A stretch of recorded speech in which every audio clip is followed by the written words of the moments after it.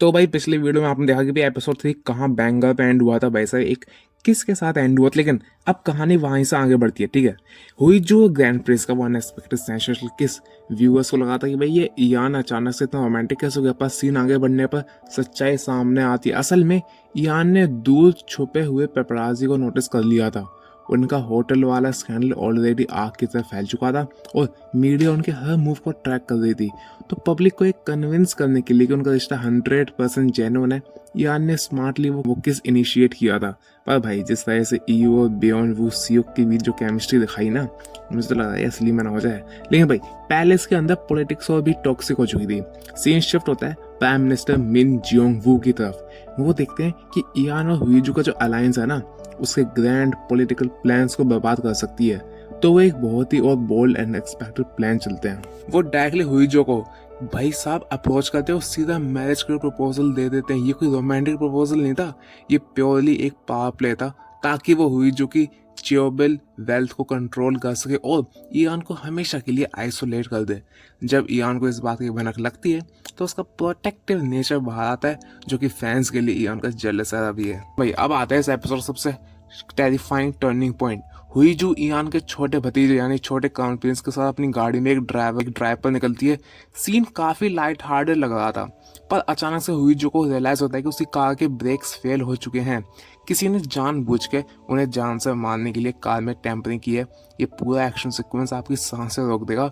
हुईजू घबराने के बजाय एक बॉस लेडी कार को स्टीयर करने की पूरी कोशिश करती है ताकि बच्चे को कुछ ना हो। वो कार को क्रैश होने से बाल बचाती है, पर यह हादसा एक क्लियर वार्निंग थी कि अब उनके दुश्मन किसी भी हद तक जा सकते हैं। कार क्रैश के बाद दोनों को सेफली हॉस्पिटल लाया जाता है। टेंशन्स इतनी हाई है कि भाई हुईजू की असिस्टेंट उसके पास आती है और बहुत डेस्परेटली समझाती है कि भाई ये कॉन्ट्रैक्ट मैरिज अब जानलेवा हो चुकी है।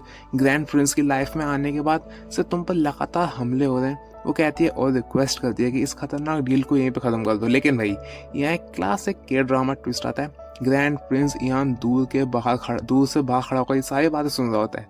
उसके चेहरे पर गिल्ट और सेल्फ डाउट साफ नजर आता है, क्योंकि उसे लगता है कि उसकी वजह से हुईजू की जान को खतरा है। लेकिन भाई एपिसोड का एंडिंग उसका क्लाइमैक्स से भरपूर था। भाई साहब इयान हुईजू के पास जाता है और हैविली सजेस्ट करता है कि उन्हें ये फेक मैरिज कैंसिल कर देनी चाहिए ताकि हुईजू सेफ रह सके। वो बेसिकली प्रोटेक्ट करने के लिए पीछे हटने को तैयार था। लेकिन यहाँ हमारी फीमेल लीड किसी डैमसेल इन डिस्ट्रेस वाला रोल प्ले नहीं करती।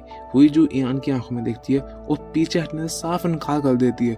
वो फर्मली कहती है कि उन्हें अपना एम हर हाल में पूरा करना है। अगर इयान अभी डगमगाया तो वो सब कुछ खो देंगे।